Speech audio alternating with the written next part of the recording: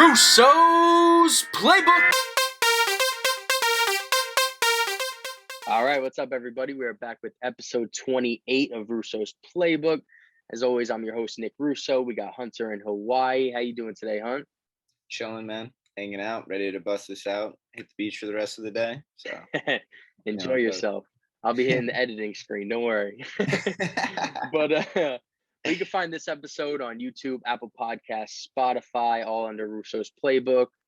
Twitter and Instagram at Russo's Playbook. Hunter's is Little Black 22. Yep. We got a lot to talk about today. We got NBA news with Kyrie, Andrew Wiggins, Ben Simmons. And then we got the NFL, 3 winners, 3 losers. And, of course, stop that and keep that up, which is what we're going to jump into right now. So for my number one, keep that up, it's got to be Brian Kelly, passing Newt Rockne, I believe you pronounce it, for most wins in Notre Dame history. Passed him with 106. So, I mean, that's awesome for Brian Kelly. I'll clap it up for that, man's. Don't got the audio machine working. But and then for my stop that, where we switch it up, and that's why I have to go into my phone. So we have the Ohio State linebacker who in the second quarter takes off his gloves, throws them in the stands, heads to the locker room, and tweets out, "Good luck to my teammates." and I heard it, and I'm sitting here like, did this man just quit? Did he just walk off in the second quarter, blowing out They were blowing out Akron, if I don't right.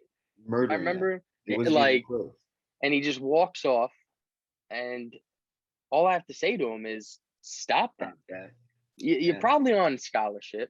you're probably playing for free there, and you walk off. Why? Because you probably weren't playing as much as you want. Dog, suck it up. Let's go. Dude, that gives me a lot of the same energy as who was that Bills defensive back? Davis. Just retired at halftime. He's just like, yeah, coach, I'm done. And the coach was like, oh, for the series? And he's like, no, I'm done. I'm just gonna retire. I confused the hell out of everything. The video with Tre'Davious White and LaShawn McCoy, hysterical. I have it saved in my Twitter just so I can watch it from time to time. It's so funny. So funny. Dude, that's the same energy, though. Same energy. Yeah, 100%. 100%. What you got for stop that this week?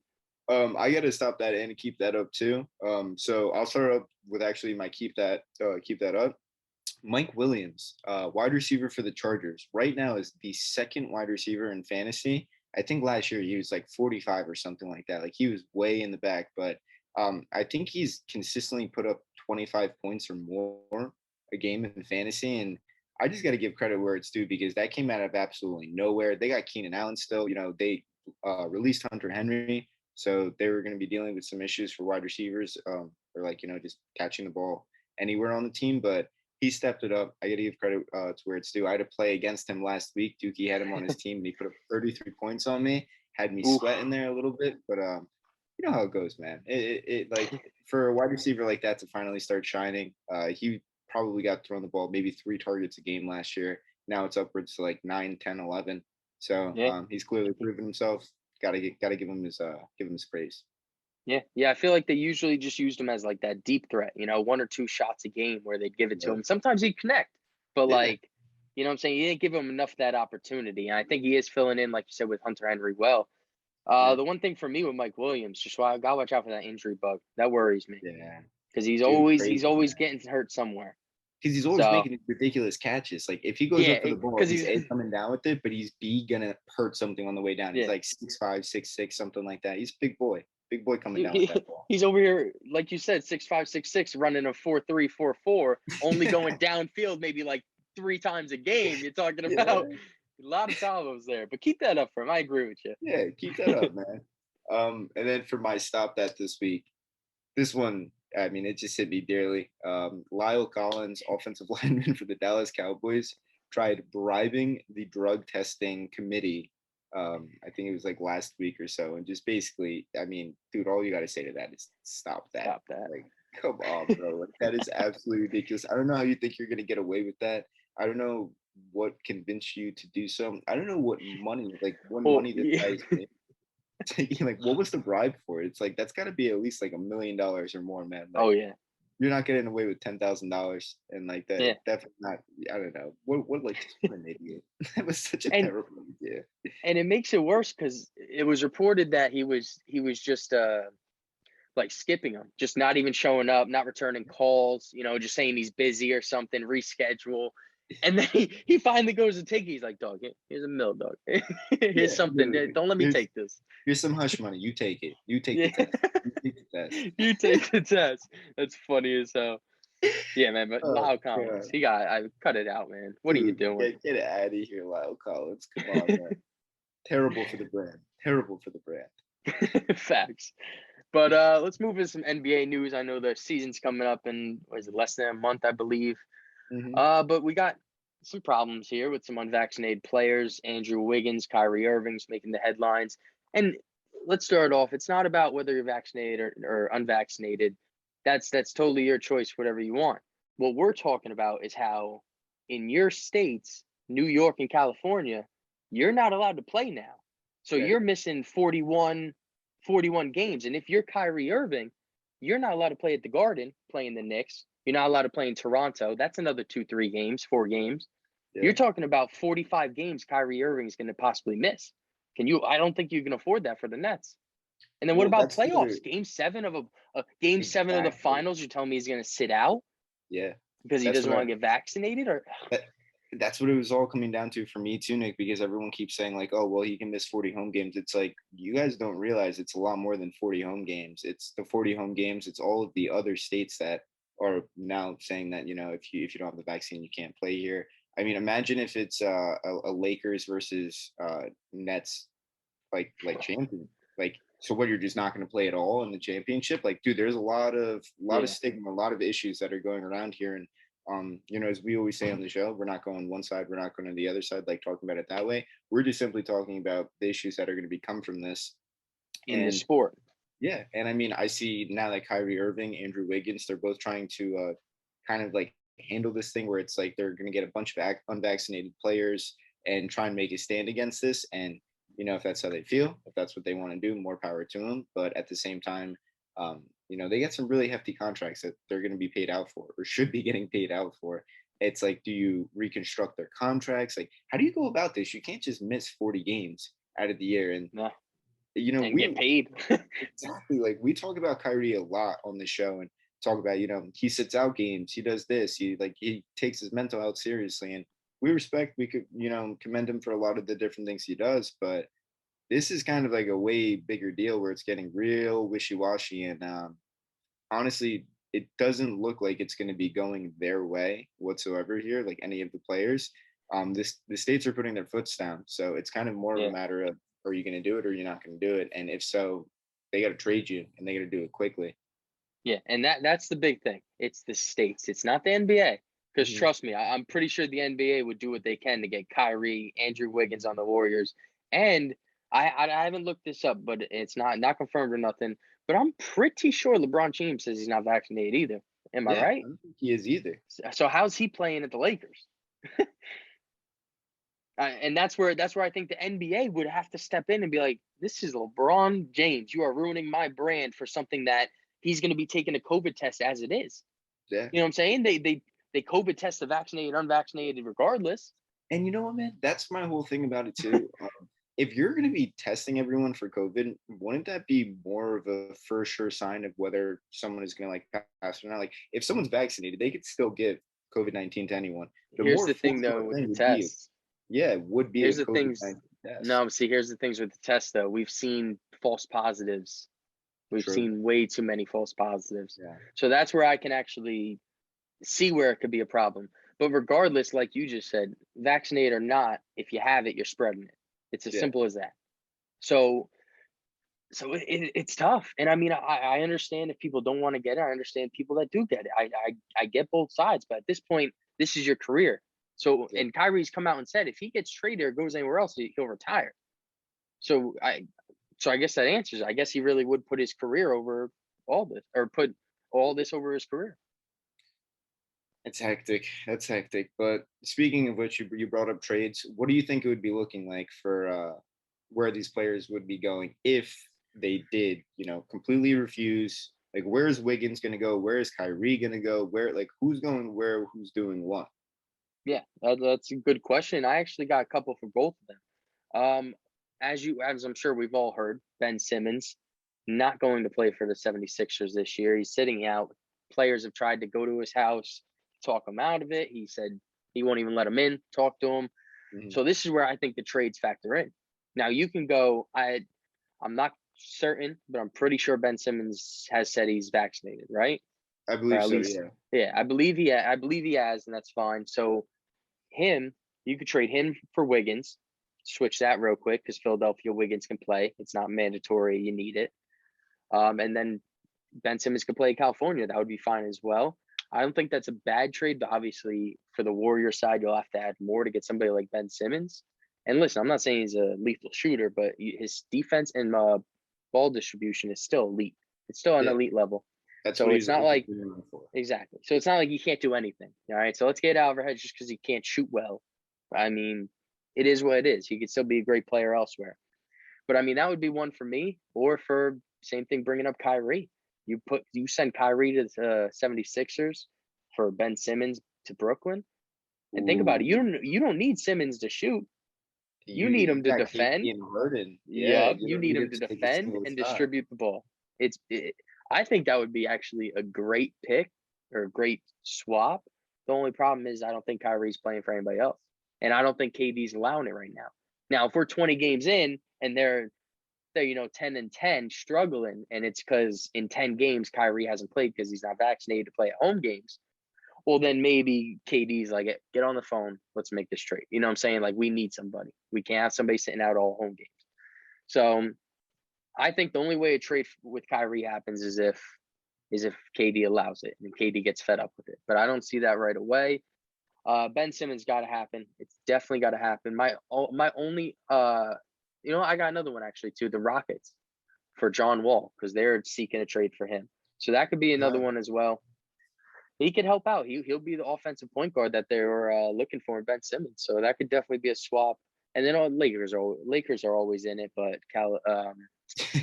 but I don't know who they doesn't matter send. who it is. The Lakers always got their nose in it, bro. But they're like, six first round picks. Yeah, and they'll be able to give it up to somehow. Yeah, they'll figure it out. They're maneuvering. They'll take no bench for just 4 players. They'll do it.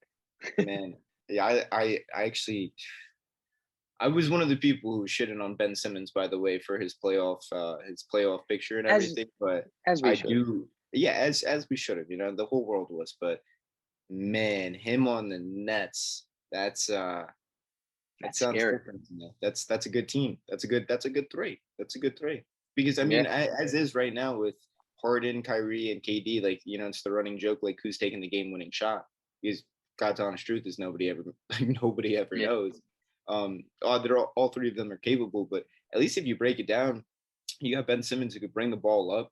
Harden can kind of get around, do his own thing. Like all 3 of them could bring the ball up if they really wanted, but you could have him be the solidified guy to bring the ball up, make the passes that he needs to do, and just have him like backcourt. He's fantastic on defense, man. And let's be honest here.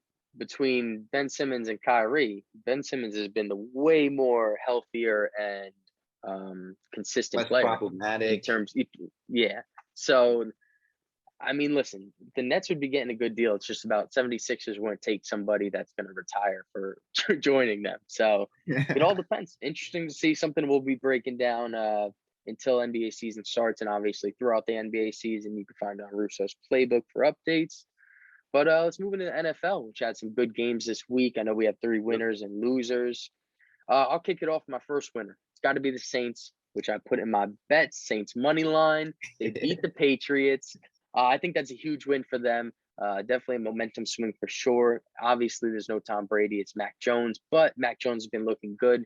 Bill Belichick is still there and knows how to deploy Mac Jones and let him be great. Unfortunately, he did not do that this game. He had 3 interceptions, I believe.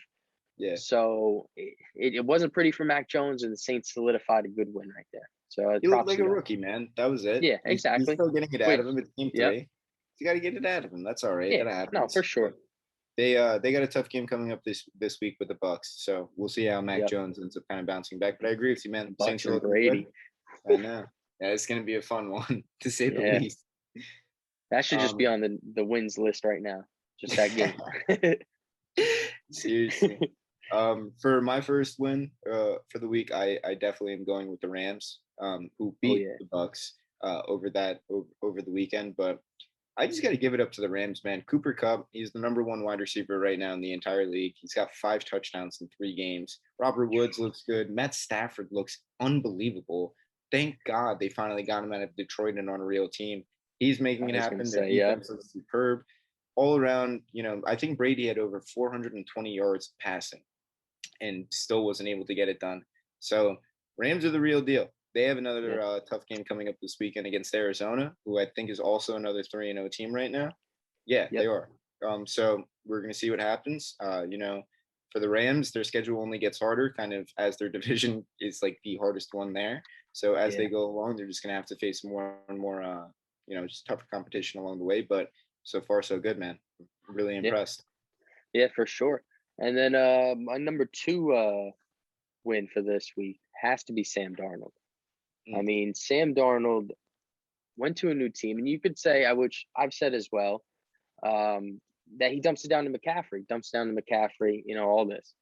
Well, McCaffrey got hurt, and he did not have to dump it to McCaffrey anymore, and it actually worked out pretty well for him. So his stats game 1, stats in game 1, 279 yards, touchdown, no interceptions, 102 QBR rating. Stats in number 2, 305 yards, 2 touchdowns, 1 interception, 99 QBR rating. Stats in game 3, which was this one without McCaffrey in most of the game, 304 yards, no touchdowns, no turnovers, 95 QBR. The guy's showing what he can do with a capable team. That's all he needed. And I'm not going to harp on it more, but as we've said, the Jets were not capable the last couple of years. And they may not be capable in the next couple of years too. Okay, so it's not working well right now. Okay, so don't worry, Nick. We don't got to talk about it. We don't got to talk about it. We'll have to talk about it because they're on my freaking L list, man. But what's your other W for this week? So my next W is I wanted to give it to Cincinnati as a team, but by Cincinnati I really mean Jamar Chase. Rookie wide receivers coming out of nowhere, man. I predicted from the beginning. I thought he was going to probably be the better rookie wide receiver out of the bunch, but he's proven it, man. He had 2 touchdowns in his last game. I think it was came off of maybe 5 catches. He had a total of 7 targets, but still nonetheless 4 touchdowns, 3 games. He's back with Joe Burrow. He's making Joe Burrow look like a superstar. And they went on their way to beat the Pittsburgh Steelers 24-10, which kind of, just shows that, Cincinnati used to be this laughing stock the past couple of years. No offense, kind of similar to how the Jets were. Thanks, but need to be there because that needed to be said, right? That couldn't just be left out of this one. When you thought about bad teams in the NFL, you thought about those two. But Cincinnati is kind of coming alive, and it's insane to see. Jamar Chase was, a lot of people question that as a pickup. They said that they should have went O-line. They should have been protecting their quarterback, especially since I'm that guy. Especially since they got after T. Higgins the year before. But T. Higgins went down with injury. He didn't play on Sunday. Jamar Chase steps up, and Jamar Chase looks incredible. So for everyone who's saying he can't catch the ball, that he can't do this, he can't do that, he's proven everybody wrong game by game. So got to keep that up. For sure, got shout him out for that one. Yeah, the Bengals are looking. It's looking like the Steelers might be falling to last place in the AFC North. Yeah, but yes, definitely something to keep an eye out on. My last winner got to be the Broncos, starting off 3-0. You know what? I'll even add the Raiders in here because even though I shouted them out last week, Raiders in here as well. Broncos, Raiders, both 3-0, both two-game leads over the Chiefs in the division. So they're winning. Okay, when you start off the season like that, you are winning. There is nothing else to it. Yeah, I agree. I can't agree anymore. You just hit the nail on the head with everything. I mean, it's just insane to think that the Kansas City Chiefs are last in their division right now. I don't think anyone ever would have predicted that one. That's wild. But going for my third winner, I got to give it to Justin Tucker and the Baltimore Ravens. Dude, is there a kick in this world that Justin Tucker isn't going to drain? 66 yards off the crossbar to win the game.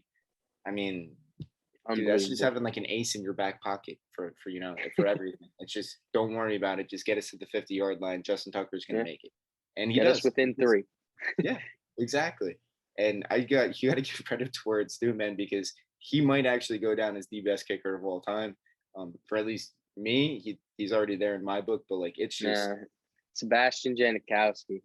Dude. Man's just fat and kicking bombs. Dude, and getting DUIs every other week and he had like 7 arrests by the time. And somehow kept coming back on the field somehow. I don't get how. You never heard about it in the news or anything either. No. It's like, bro, he's getting, dude. Yeah, he was something else. I do love Seabass as well, but I just gotta do Justin Tucker and his opera singing ass, man. He's out here doing it, bro. He's doing it. Yeah. No, that's great for him. And he really is unbelievable. Definitely going to be a Hall of Fame kicker for sure. Definitely. So let's start off with these losers real quick. I'm going to kick it off with somebody I said we'll touch on later is the Jets. The Jets offense specifically, it's been ridiculous. I mean, it's terrible. We're actually worse than last year. And I get we have rookies. I get we're trying to restart. I get we got rookie head coach, offense coordinator, quarterback. We got rookie running back. We got rookie left guard. Second year left tackle went down. I mean, dude, you can name it, okay? I get it. We have the excuses to say we're still supposed to be bad. But, God, you preached, and it sounded good, and I fell back in love. I got excited, and here we are, getting back to being sad. I'm sad. I'm sad. Dude, you in this toxic relationship with the Jets, man. It's so toxic. Year in, year out. Year in, year out. And I you know what? I hate to say it because it's just going to piss you off more. I can see the Jets actually winning a couple games at the end of the season. But, like, you know, at that point, it's just like, what is this? What is this? I just need – no. I'm fine with that. I just need a top 3 pick to get the Oregon edge rusher. I forgot his name. No, I know you're talking about. Yeah, but he's highly rated. Listen, I don't need anybody else but an O-line and edge rush. That's it. That's all I want. I don't need nothing else. So if you get me one of those with a top 3 pick, I'll take it, and I'll move in next season being a little more optimistic because right now is looking terrible. Yeah, no, dude. I'm sorry. Zach Wilson. Who knows, man? Maybe 7 interceptions. Even though, hear this wild stat, right? So he has a 55 point something completion percentage, right? And his adjusted completion percentage, which factors in drops and stuff like that, would be a 70% completion percentage if people caught the ball when they're supposed to. He'd literally be leading for rookie of the year. Not even gassing if he was sitting here with the balls they caught. You know how many drives would have been extended? A lot of interceptions were from the drop passes. Bro, I can name at least three off rip that were drop passes and turned into interceptions. Yeah. And I can name at least 3 off rip that were drop passes and killed a drive. Yeah. I mean, if you get this guy some secure – and Corey Davis, I love him. I love his attitude, everything he brings to it. Yeah, you were a free agent for a reason because of shit like that. Simple as that. I mean, the fact that you drop so many passes, he has at least 5 in 3 games. You kidding me? You're supposed to be our number 1 receiver. It doesn't make any sense, bro. Yeah, what happened to Crowder too? By the way, Crowder. I think he's. To be honest, this isn't confirmed. Don't listen to me, but listen to me, right? So I think he had COVID, which probably was real. He probably did have COVID. He's fine. But now he's dealing with a groin issue. No, the dude took a pay cut because he knew if he hit free agency, if he was cut, he wouldn't get the same money. So he took the pay cut, and now he's sitting out because of a groin issue to wait to be traded. That's all he's doing. He doesn't want to play. You know why? Because Elijah Moore came in and immediately was the number 2 receiver, and Crowder's sitting here like, bet. I want to be here. So he's waiting to be traded. That's what I think it is. There's no shot. So you're telling – he literally said when he came back from COVID, I couldn't really work out or nothing. You know, this, that, and the third. And not even the next day, oh, yeah, groin issue. You didn't even touch the field yet. What are you talking about? You just said you didn't do nothing because you had COVID, and now you're telling me before you hit the field you got a groin issue. Come on. We all know you're sitting out because you want to be traded because you're not going to be used the way you were in previous years. That's what I think of it. It's a valid point. And then you got rid of Chris Herndon and have no tight ends. Tyler Croft got hurt. Elijah Moore concussion. I mean, let's just take the L. My 3 L's actually are going to the Jets. That's it. I don't have anything. That's it. I'm done. Wrap up the show. I don't want to harp on it any more than we already have, but I do want to just say one thing. This all goes back to my number 1 issue with the Jets. No depth. 0 depth. 0. It looked like we had it. I mean, the wide receivers was probably That and D-line is probably the most depth position we had. And then we had 3 to 4 injuries each. Oh, God, it's a shame. Just doesn't It make is any a shame. sense. Here, I'll save you the heart attack. I'll move on to one of my L's. Let's talk Yeah. about another team that is absolutely slacking. Their quarterback does not look good whatsoever. Pittsburgh Steelers, man. What happened? Last year you were 11-0 to start, one of the best teams that people had ever seen. Everyone thought you were going to win the freaking Super Bowl. This year, I think they're 0-3, right? They haven't won a game yet. No, I think they won against Buffalo. You're right. Week 1. They did. They snuck that out. But now it's coming down to it. Ben Roethlisberger looks horrible. Shot. What I said. I said My God. It is unbelievable. It don't help when you draft a rookie running back first round and then you still make Big Ben throw 56 times. It makes no sense. What are we doing? It makes no sense. And dude, he's like, I saw this one play. He's like falling as he's throwing the ball. He can't get his footing down. That one pick that he had, where it was hysterical. Dude, he threw it into the linebacker's hands 5 feet away. Like, he shucked this ball as hard as he could at the linebacker, and the linebacker caught it. And it was just like, and then Big Ben tried to go and make the tackle. It's like, bro, you don't have it anymore, dude. You're old. You're old. Yeah. It's not looking good for him, but it's just astonishing to me. I think TJ Watt went down with injury. He's pretty beat up. And that's definitely huge for their defense, especially after they just paid the man like $100 million. 120, I think it was. Yeah. But even worse. Salt in the wound. But I mean, it's gotten to the point where that's a division that's tough. That's a division where everybody thought that, the Steelers might even have like a little bit of chance, be second or third, but Cincinnati's taken over. They made a fool of them, and I guess that's the bed that they're going to be sleeping in here for the next couple of years. For sure. I got 2 more L's I wanted to hand out. Unfortunately, I won't give them to the Jets, like I said, but I will give them to the New York team, the Giants. 0-3. You had expectations, bro, and you are 0-3. That is a shame. L. All right, dude, that's one of my L's too. So let's talk about it. All right, we'll move through it real quick. You don't address the O-line, and then waiver wires, you make trades for O-linemen that were going to be released anyway. You didn't do crap, okay? Yeah. Dave Gettleman, I say it time and time again, Dave Gettleman, you say, we're bringing in the hog mollies. Where are they, dude? Because they look like baby pigs, all right? They don't look like hog mollies. They're piglets, bro. They're bringing in the piglets. Thank you. It's ridiculous, bro. You can't sit here and preach that, and every year you don't address it. You really thought Nick Soldier coming back was going to be better? Come on. Bro. You really thought that was going to be better? Your right guard got injured. Okay, I get that. You had hopes in him. You need to replace him. You can't sit here and pick up waiver wires expecting that to replace. You know what replaces an injured player? A draft pick, something that you use in the last draft that you literally didn't do. It doesn't make sense. That's your weakest position, and you did not address it in 9 draft picks. That doesn't make sense. And I mean, what hope are they giving any of these athletes that they've picked up that are like weapons? Where's the help for Saquon, man? Where's the ball going? I haven't seen Kenny Golladay been used at all by them so far. Kadarius Toney, I don't even think the guy has over 10 catches yet. And like, they were raving about him as a first round draft pick. They skipped up on picking Devontae Smith to get Kadarius Toney, and they're rocking him as like the 4th string wide receiver. Come on, man. Like, I know he's got more talent than that, and he's already pissed off, and he's telling the press about it. So that's already going to be a whole different headache that they have. Their defense was looking Golladay was screaming at the offensive coordinator already. So that's a mess they're dealing with. Blake Martinez goes down with a torn ACL. Yep. And to just the cherry on top is them bringing in Eli to like retire, do his whole like ceremony and everything. Fireworks during the day, spent money, had the whole stadium chanting Eli for them to just lose in the fashion that they did. That is the most Giants thing I've ever seen in my life.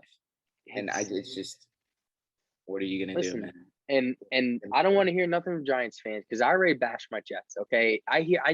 I let it rip every week, okay? So I don't need to just consistently bash on them. I can consistently bash on other teams too, specifically the Giants that talk so much crap, all right? Yeah. So y'all want to talk 0-3, and you guys had the expectations. That's all I'm saying. Step it up, boys, all right? Yeah. Next thing Cowboys winning the division. I got a nice bet with our good friend Dan Schwartz here. Dan told me that they were going to go 10-7 at the end of this year, and it's just not looking like it. Still love him. Still love my dog. But I think he still believes they're going to win 10.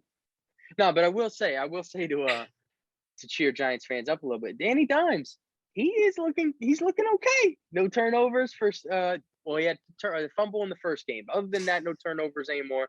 So it's just one turnover in 3 games. That's a great improvement from what he's been doing from 40 and 28 games. So Yeah, listen, I think though right now the Jets and the Giants, they have the same exact record from last.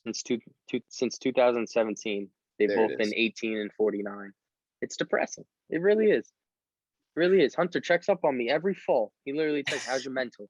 Like, it's down the hill, dog. It's rolling. Like, I'm watching the Jets every week. I got Giants fans talking shit. They're 0-3 with me. Like, my mental's gone, dude. Gone. What are friends? But What are friends? exactly. But you still check up. I appreciate it. Yeah, of course. Yeah. No, that's because you don't have it. That's because you don't have a team anymore. You know, I knew that was coming. Eagles. I You're a felt fraud. it in it. You want to know what, Nick? I do have a team. I've got 2 of them. I've got one in your family's fantasy league. I've got another one in our fantasy league. And guess what? They're both looking pretty damn good. I'm sitting pretty at that 2 doesn't and 3. count. That doesn't count. What are you in fantasy football this year, Coach? Let's not talk fantasy. Yeah, it's Let's go back to the L's before I got to give you a 4th. How about that? Well, I'll just run through my last one real quick. Is Mac Jones. We talked about it. 3 interceptions. You can't have that on a day, just like the Jets' offense is Zach Wilson. You can't have those interceptions on a day. So that's my L for them. Just touch on your last one real quick. And yeah, I mean, we really already did, but I just wanted to, extend it a little bit more. Kansas City, man. Holy shit. Oof.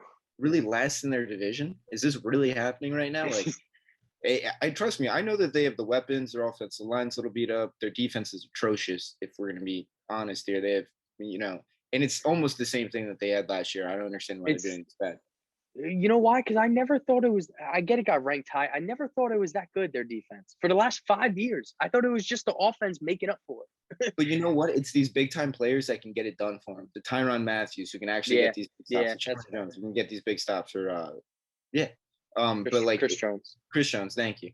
But it's just it's like literally a matter of I mean, it's just they can't stop anyone this year. I don't know what's going on. I don't know what happened. I don't know what happened from last year up until this one, but they gotta figure this out. They gotta get the boat turning again. They gotta turn this entire ship around. They just got Josh Gordon, which God bless his soul. I love him. One of my favorite players in the world. I wish he would never got done as dirty as he did by the NFL. But like, that is not the answer to your problem. No. Not even unless close. He's going to block as a tight end. Unless he's suiting up as an offensive lineman or he's lining up as a cornerback. Like it's not really going to help them out here. But at the end of the day, I still have faith in the Chiefs. I'm not shitting on them. I'm not saying that they don't have potential to come back and win 10 straight games from here on out.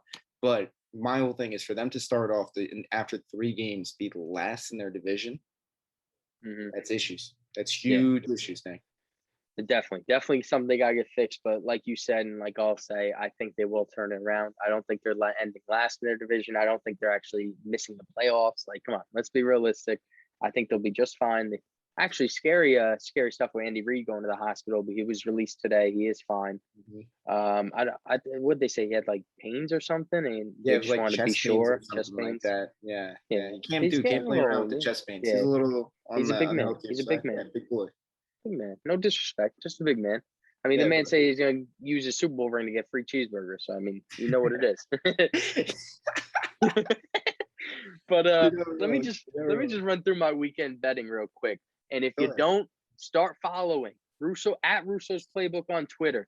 Check in on Saturday mornings, check in on Sunday mornings, check in on Thursday night football because we do I do a fans bet.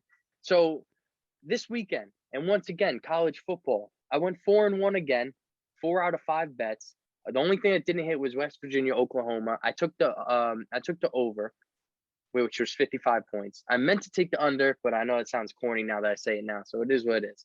But I figured the defense was going to stand up, but I also thought Oklahoma was going to blow them out a little more than they did. It's all good. So I went 4 for 5 in that one. I mean, that's free money right there on at least 4 of them.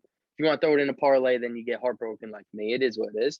I'm 11-4 on the season with college football. Something to look out for. And then for the NFL, 5-0 last week, 4-1 this week.